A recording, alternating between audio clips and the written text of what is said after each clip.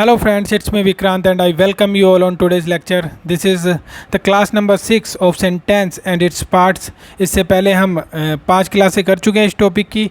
आज हमें करनी है प्रैक्टिस. तो शुरू करते हैं आज अपनी प्रैक्टिस की. बहुत सारे सेंटेंसेस मैं आप लोगों के लिए लेके आया हूँ जिसके थ्रू हम पूरा का पूरा टॉपिक बहुत अच्छे से रिवाइज़ करेंगे और दूर करेंगे अपनी सारी की सारी कन्फ्यूजन्स को. स्टार्ट करते हैं आज की क्लास को.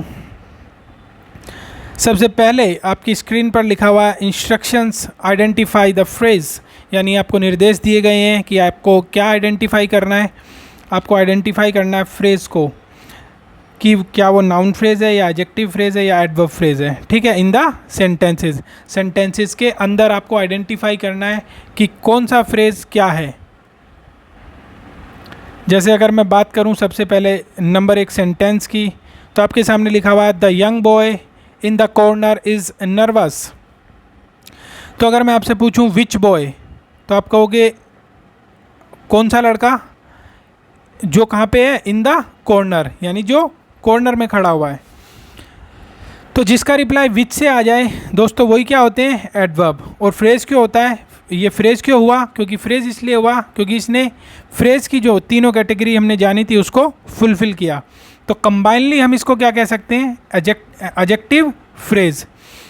एडजेक्टिव वो हुए जिनका रिप्लाई मिला विच से या व्हाट काइंड ऑफ से, और फ्रेज क्या हुआ जिसने फ्रेज की तीनों कैटेगरी को फुलफिल कर दिया. अब ये कौन सी तीन कैटेगरी हैं ये मैं आपको पढ़ा चुका हूँ. जिसके अंदर ग्रुप ऑफ वर्ड्स होना चाहिए, तो एक से ज़्यादा शब्द हैं. सब्जेक्ट और वर्ब कॉम्बिनेशन एब्सेंट होना चाहिए, यहाँ पे भी आपको वर्ब नज़र नहीं आएगी. और उसका कोई अपना कंप्लीट मीनिंग भी नहीं होना चाहिए. इन द कॉर्नर का कोई अपना कंप्लीट मीनिंग नहीं है, इसलिए पूरा का पूरा क्या हो गया, एडजेक्टिव फ्रेज. ठीक है, चलते हैं सेकंड सेंटेंस के ऊपर. देखो सेकंड सेंटेंस क्या है, the store on the corner was damaged during a severe hello storm. तो विच स्टोर, कौन सा स्टोर, तो स्टोर वो वाला जो कहाँ है, ऑन द कॉर्नर. यानी जब आपको रिप्लाई मिले विच से तो वो क्या हो जाएगा, एडजेक्टिव फ्रेज. भाई विच से रिप्लाई मिल रहा है या व्हाट काइंड ऑफ से मिल रहा है तो आपका एडजेक्टिव होगा, और फ्रेज इसलिए होगा क्योंकि फ्रेज की जो तीनों कैटेगरी हमने जानी थी उसको इसने फुलफिल किया. तो कंबाइनली हमने इसको क्या बोल दिया, एडजेक्टिव फ्रेज. अब अगर बात करूँ was damage during a severe hello storm, तो अगर ऐसे पूछा जाए कि कब हुआ डैमेज, तो आपका रिप्लाई क्या आएगा, during a severe hello storm. तो जो वैन का रिप्लाई होता है वो भी क्या होता है, एडवर्ब. वो क्या होता है, एडवर्ब. तो इसलिए पूरा का पूरा क्या हो गया, एडवर्ब फ्रेज. यानी जिसका रिप्लाई हमें मिले विच से या व्हाट काइंड ऑफ से वो होंगे एडजेक्टिव, और जिसका रिप्लाई हमें मिले वेयर, वाई, व्हेन, हाउ से तो वो क्या होंगे, एडवर्ब. ठीक है.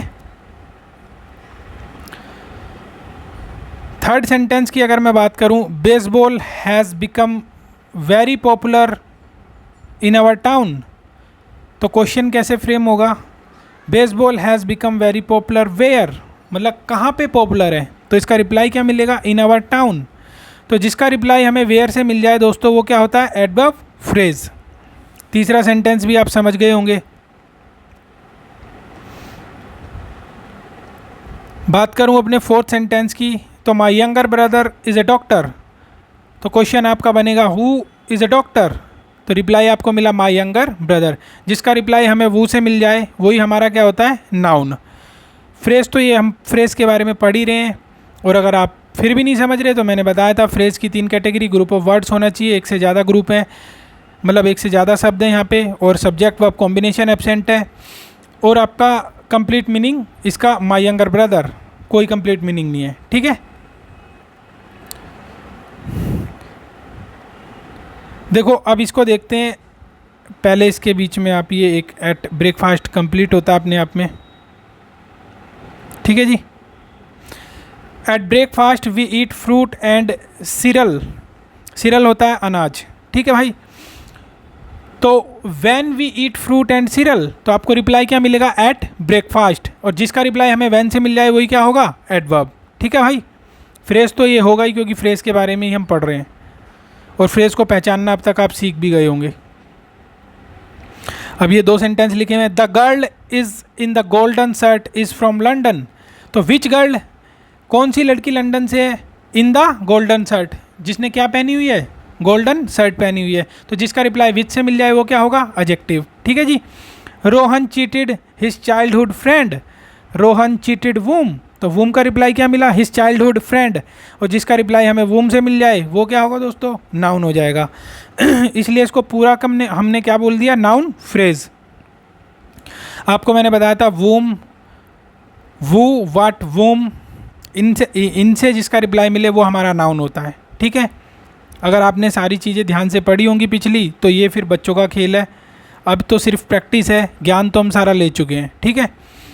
We are expecting him to come next year, we are expecting him to come when, तो रिप्लाई मिला नेक्स्ट ईयर। जिसका रिप्लाई व्हेन से मिल जाए वो क्या होगा, एडवर्ब।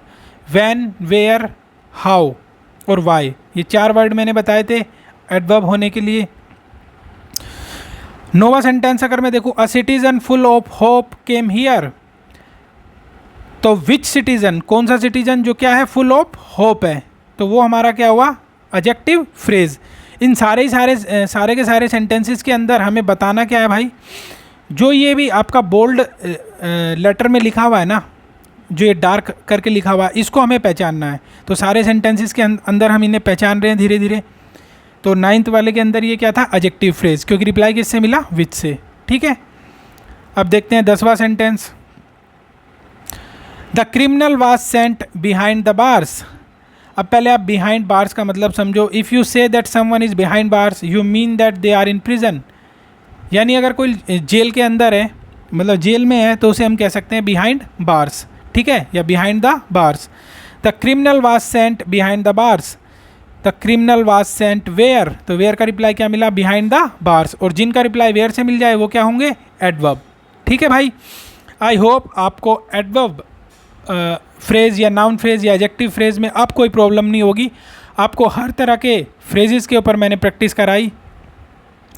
जब हमने टॉपिक पढ़ा था तब भी हमने एग्जांपल्स के थ्रू जाना था चीज़ों को, अब मैंने और ज़्यादा डिटेल में चीज़ों को बताया। इसके बाद अब कोई प्रॉब्लम हमें नहीं होगी। फिर भी कुछ बचता है तो हम उसे देखेंगे। मेरे हिसाब से अब कुछ ऐसा नहीं है जो आपको ना समझ में आया हो, मैंने अपना 100% दिया है। फिर भी अगर कुछ बच जाएगा उसे भी हम देखेंगे। फिलहाल बढ़ते हैं आगे। देखो इंस्ट्रक्शन फिर से दी गई है। In the following question a word is underlined, जो वर्ड अंडरलाइन है, जो बोल्ड में लिखा हुआ है, kindly tell what it refers to with reason, यानी वो वर्ड क्या है। ठीक है, रीज़न के साथ आपको बताना है क्या वो सब्जेक्ट है या वर्ब है या ऑब्जेक्ट है। यानी आपको आसान भाषा में मैं आपको आइडेंटिफाई करना है सब्जेक्ट, वर्ब और ऑब्जेक्ट को। देखते हैं सबसे पहला सेंटेंस और करते हैं कोशिश आइडेंटिफाई करने की। देखो सबसे पहला सेंटेंस आपके सामने क्या लिखा हुआ है, few student passed the exam. अब इस लिखे हुए सेंटेंस के अंदर हमारा फ्यू स्टूडेंट्स क्या हो जाएगा, एक तो ये बताना है हमें क्योंकि ये बोल्ड में लिखा हुआ है, और एक द एग्ज़ाम बताना है। ठीक है जी। अब अगर मैं बात करूँ फ्यू स्टूडेंट की, तो इसका रिप्लाई हमें वू से मिल रहा है। क्यों मिल रहा है, वू पास द एग्ज़ाम, तो रिप्लाई क्या मिला, फ्यू स्टूडेंट्स। और जिसका रिप्लाई हमें वू से मिल जाए वो हमारा क्या होता है, सब्जेक्ट। सब्जेक्ट भी हुआ और नाउन भी हुआ। क्यों, क्योंकि वू, वट, वूम का रिप्लाई क्या होता है दोस्तों, नाउन। और नाउन का मैंने बताया था नाउन या प्रोनाउन या तो सब्जेक्ट होता है या ऑब्जेक्ट। अब इस जगह पे क्योंकि ये वर्ब से पहले लिखा हुआ है तो यहाँ पे क्या आएगा, सब्जेक्ट आएगा। ठीक है, ऑब्जेक्ट तो नहीं हो सकता ना इस जगह, तो इसलिए क्या हुआ, सब्जेक्ट हुआ। आप समझे मेरी बात। अब अगर द एग्ज़ाम की बात करूँ तो फ्यू स्टूडेंट पास्ड व्हाट, तो रिप्लाई क्या मिला, द एग्ज़ाम। तो क्योंकि इसका रिप्लाई व्हाट से मिल रहा है, एनएल का मतलब है नॉन लिविंग। नॉन लिविंग के केस में वर्ब के बाद लिखे हुए एक्सप्रेशन का रिप्लाई अगर व्हाट से मिल जाए तो वो मैंने क्या बताया था, क्या होता है, ऑब्जेक्ट। इसलिए द एग्ज़ाम हमारा क्या हुआ, ऑब्जेक्ट। अगर आपने सारी की सारी पिछली बातों को बहुत ध्यान से समझा हुआ है ना, तो ये फिर कुछ नहीं लगेगा आपको। ये सारी चीज़ें हम पढ़ चुके हैं बहुत डिटेल के अंदर। देखो दूसरा एग्जाम्पल देखो, some dishonest person stole the purse. अब सम यहाँ पे डिटर्मिनर है, क्योंकि अगर मैं बात करूँ ना यहाँ से यहाँ तक की, तो ये पूरा का पूरा सब्जेक्ट है। सम डिसऑनेस्ट पर्सन, जिसमें ये डिटर्मिनर है, ये एडजेक्टिव है, और पर्सन क्या है, मेन वर्ड। हालांकि हमसे डिसऑनेस्ट और पर्सन पूछा नहीं गया क्वेश्चन में, सम पूछा था तो हमने बता दिया डिटर्मिनर। स्टॉल हमारी हुई वर्ब, और द पर्स क्या हो गया, object. Some dishonest person stole what, what का रिप्लाई मिला, पर्स। और पर्स क्या है, नॉन लिविंग है, तो नॉन लिविंग के केस में अगर वर्ड से रिप्लाई मिल जाए वर्ब के बाद लिखे हुए एक्सप्रेशन का, तो वही क्या हो जाएगा, ऑब्जेक्ट। ठीक है जी। अगर थर्ड एग्जाम्पल की बात करूँ, द वुमेन इज क्राइंग, वो इज क्राइंग, वो का रिप्लाई क्या मिला, द वुमेन, इसलिए ये क्या हो गया, नाउन हो गया। ठीक है, नाउन कह लो या सब्जेक्ट कह लो, सब्जेक्ट भी होगा नाउन भी होगा। ठीक है जी। My brother sent me a watch, my brother sent a watch to whom, अगर हम वूम से क्वेश्चन करें तो रिप्लाई मिलेगा मी। देखो करते हैं question, my brother sent a watch to whom, तो रिप्लाई मिला मी। और जो जिसका रिप्लाई हमें वूम से मिले वो क्या होगा, इनडायरेक्ट ऑब्जेक्ट। और जिसका रिप्लाई हमें किससे मिले, व्हाट से, वो क्या होगा, डायरेक्ट ऑब्जेक्ट। ये चीज़ भी मैं आपको बताई थी कि अगर रिप्लाई वूम से मिले तो इनडायरेक्ट ऑब्जेक्ट होगा और व्हाट से मिले तो डायरेक्ट ऑब्जेक्ट होगा। ठीक है भाई। आई नो हर एड्रेस, पांचवा sentence, I know her address, I know what, तो व्हाट का रिप्लाई क्या मिला, एड्रेस। भाई क्या जानता है, एड्रेस जानता है। हर क्या हुआ है, हर यहाँ पे एड्रेस के साथ आया है। ठीक है जी। तो आई नो व्हाट, एड्रेस जानता है ये, तो एड्रेस यहाँ पे क्या हो जाएगा, ऑब्जेक्ट। ऑब्जेक्ट कह लो या डायरेक्ट ऑब्जेक्ट कह लो। ठीक है, क्योंकि एक ही ऑब्जेक्ट है यहाँ। व्हाट से रिप्लाई मिला इसलिए क्या है, डायरेक्ट ऑब्जेक्ट है। अगर वूम से रिप्लाई मिलता तो क्या होता, इनडायरेक्ट ऑब्जेक्ट।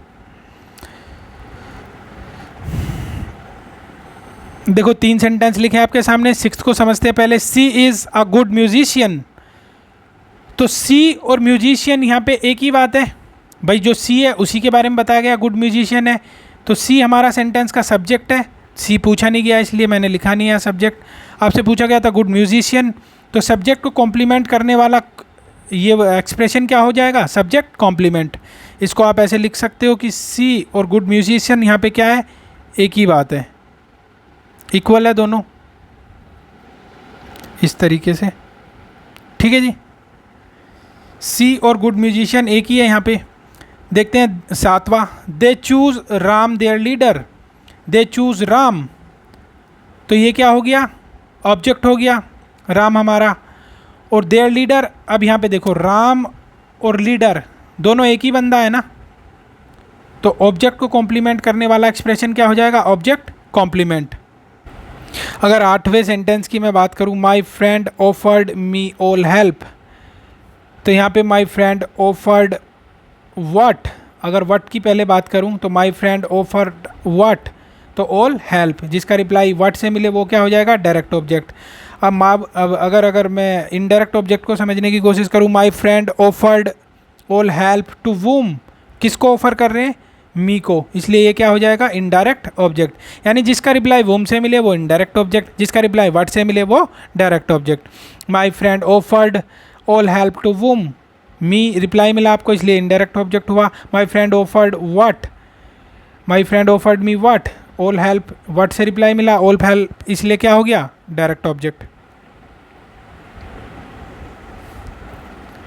देखो 9th सेंटेंस क्या है, Sanju was arrested last night, तो संजू वाज अरेस्टेड व्हेन, मतलब संजू कब अरेस्ट हुआ, तो व्हेन का जो रिप्लाई होगा वो क्या हो जाएगा, एडवर्ब फ्रेज।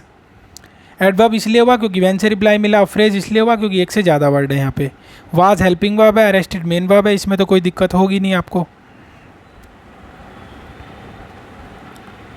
देखो 10वां सेंटेंस देखते हैं, the red flowers in my garden are pretty, अगर मैं द रेड फ्लावर्स की बात करूं तो क्या हो जाएगा, सब्जेक्ट। सब्जेक्ट के मैंने अपने जो पार्ट्स बताए थे उनमें से यहाँ पे क्या क्या मौजूद है, एक तो डिटर्मिनर दा के रूप में, एडजेक्टिव रेड के रूप में, और फ्लावर्स हमारा क्या हो जाएगा, main word. In the garden क्या होगा, एडजेक्टिव फ्रेज। क्यों होगा एडजेक्टिव फ्रेज, क्योंकि इसका रिप्लाई किससे मिला, विच से। विच से रिप्लाई जो दे, विच से या व्हाट काइंड ऑफ से, वो क्या होते हैं, एडजेक्टिव। एक से ज़्यादा वर्ड है इसलिए क्या हो गया, फ्रेज। प्रिटी की अगर बात करूँ तो क्या हो जाएगा, सब्जेक्ट कॉम्प्लीमेंट, क्योंकि सब्जेक्ट यहाँ पे रेड जो फ्लावर्स है वही प्रिटी है, यानी फूलों के बारे में बता रहा है, फूलों को ही कॉम्प्लीमेंट दे रहा है कि जो हमारे लाल फूल है वो कैसे हैं, प्रिटी है। तो जो सब्जेक्ट को कॉम्प्लीमेंट दे वो क्या होगा, सब्जेक्ट कॉम्प्लीमेंट। ठीक है जी।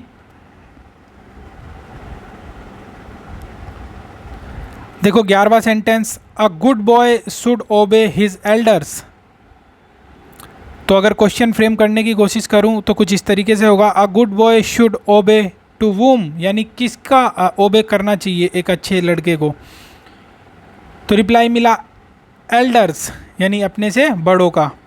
तो यहाँ पे एल्डर्स क्या हो जाएगा, ऑब्जेक्ट। हिज जो है एल्डर्स के साथ आया भाई। अब अगर 12वां सेंटेंस देखने की कोशिश करूँ, my friends will visit our house tomorrow, तो इस लिखे हुए पूरे सेंटेंस के अंदर माई फ्रेंड्स हमसे पूछा गया क्या होगा, तो वो will visit our house tomorrow, वो से रिप्लाई मिला इसलिए क्या हो गया, सब्जेक्ट। इसको हम नाउन भी कह सकते हैं, ठीक है।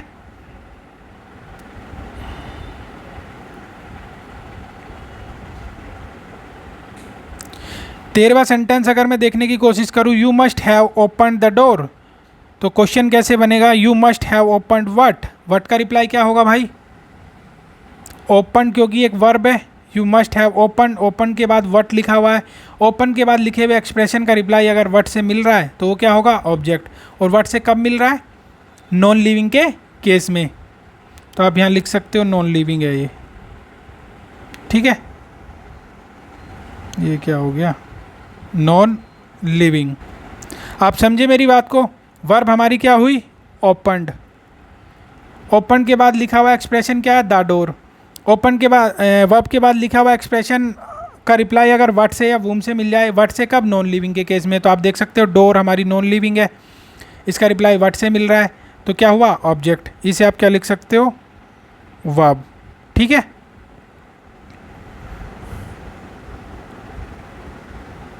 एक बार सेंटेंस नंबर 14 देखते हैं, my grand father tells us stories. अगर बात करूँ माई ग्रैंडफादर की तो होगा सब्जेक्ट, क्यों, और उस सब्जेक्ट के अंदर भी माई क्या होगा, डिटर्मिनर, और ग्रैंडफादर क्या होगा, मेन वर्ड। अब ये सब्जेक्ट क्यों हुआ, क्योंकि इसका रिप्लाई किससे मिला, वो से, WHO, ठीक है भाई। और tells us story, my grandfather tells stories to whom का रिप्लाई मिला अस, इसलिए हुआ indirect object. My grandfather tells us what का रिप्लाई मिला स्टोरीज, इसलिए क्या हुआ, डायरेक्ट ऑब्जेक्ट, ठीक है। आप समझ रहे होंगे ना सारी बात भाई, वूम से रिप्लाई मिले तो इनडायरेक्ट ऑब्जेक्ट, वट से रिप्लाई मिले तो डायरेक्ट ऑब्जेक्ट, वो से रिप्लाई मिले तो सब्जेक्ट, इसे नाउन भी कह सकते हो आप, ठीक है। फिलहाल सब्जेक्ट वर्ब ऑब्जेक्ट देख रहे हैं इसलिए सब्जेक्ट लिख दिया मैंने। देखो सी इज़ लकी, सी और लकी यहाँ पे एक ही है भाई, जो सी है वही लकी है, तो हम कह सकते हैं सब्जेक्ट को कॉम्प्लीमेंट किया जा रहा है, इसलिए क्या हो जाएगा, सब्जेक्ट कॉम्प्लीमेंट। अब बात करूँ, the Congress elected him it's president, यहाँ पे क्या है, the Congress elected him it's president, तो हिम की अगर बात करूँ तो क्या होगा, ऑब्जेक्ट, क्योंकि कैसे क्वेश्चन बनेगा, द कांग्रेस इलेक्टेड वूम, तो भाई जब क्वेश्चन बने वूम से तो क्या हो जाएगा, ऑब्जेक्ट। देखो इलेक्टेड हमारी क्या है, यहाँ पे वर्ब है, इसमें तो कोई दिक्कत नहीं होगी, ये तो ठीक बात है ना। इलेक्टेड हो गई हमारी वर्ब। अब मैंने बताया था वर्ब के बाद लिखा हुआ एक्सप्रेशन आपका ऑब्जेक्ट जब होगा जब या तो वट से रिप्लाई मिले या वूम से। अब क्योंकि ये हिम यहाँ पे लिविंग है तो लिविंग के केस में रिप्लाई किससे मिलेगा, वूम से। तो आप देख सकते हो द कांग्रेस इलेक्टेड वूम, अगर इसके ऊपर आप लिख दो तो वूम का रिप्लाई क्या मिला, वूम का रिप्लाई आपको मिला हिम।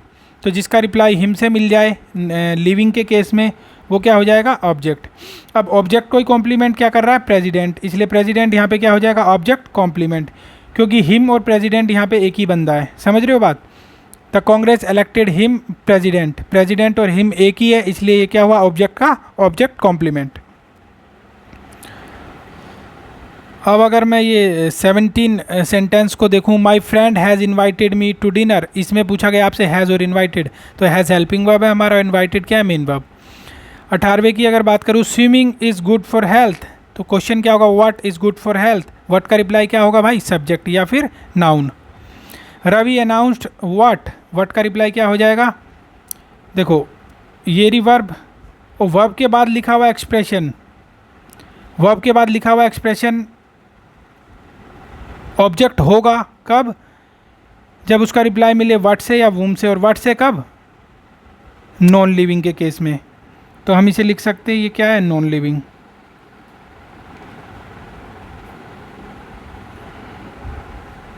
ठीक है। रवि अनाउंस्ड व्हाट का रिप्लाई मिला द रिजल्ट, रिजल्ट ऑब्जेक्ट हुआ क्योंकि रिप्लाई मिला व्हाट से, वर्ब के बाद लिखे हुए एक्सप्रेशन का रिप्लाई व्हाट से मिले या वूम से मिले। वो व्हाट से कब मिलता है? नॉन लिविंग के केस में। नॉन लिविंग के केस में व्हाट से रिप्लाई मिल रहा है, इसलिए क्या हो गया? ऑब्जेक्ट हो गया। अब देखो यार, यहाँ पे थोड़ा कंफ्यूज मत होना। देखो आप सोच रहे हो कहीं कि व्हाट का रिप्लाई सब्जेक्ट भी हो रहा है, व्हाट का रिप्लाई ऑब्जेक्ट भी हो रहा है, क्योंकि मैंने, अगर आपको ध्यान हो तो मैंने आपको बताया था, जो हमारा सब्जेक्ट होता है ना, सब्जेक्ट होने का हक भी नाउन प्रोनाउन के पास होता है, ठीक है, और जो हमारा ऑब्जेक्ट होता है इसका होने का हक भी किसके पास होता है? या तो नाउन के पास या प्रोनाउन के पास। तो हम स्विमिंग की जगह नाउन लिख सकते हैं और रिजल्ट की जगह भी नाउन लिख सकते हैं, यानी सब्जेक्ट हो या ऑब्जेक्ट हो, ये दोनों ही कौन हो सकते हैं? तो नाउन या प्रोनाउन। इसलिए व्हाट से जिसका रिप्लाई मिले बेसिकली हम कहते हैं वो नाउन होता है। क्या होता है? नाउन। व्हाट से जिसका रिप्लाई मिले वो नाउन होगा। तो आप मेरी बात को समझ गए होंगे। बाकी जो मैंने सारे कॉन्सेप्ट करे हैं उनको ढंग से पढ़ोगे, जो आपको पढ़ाया है, तो कोई भी कन्फ्यूज़न नहीं होगी आपको। देखो 20वां सेंटेंस देखो, ऑल बॉयज़ आर लेज़ी। अब ऑल बॉयज़ यहाँ पे हमारा सब्जेक्ट है और सब्जेक्ट को कॉम्प्लीमेंट करने वाला लेज़ी क्या है? सब्जेक्ट कॉम्प्लीमेंट, क्योंकि यहाँ पे लेज़ी और बॉयज़ एक ही इंसान को बोला जा रहा है, लड़कों को ही लेज़ी बोला जा रहा है ना, अलग अलग तो है नहीं, वही लेज़ी है वही लड़के हैं।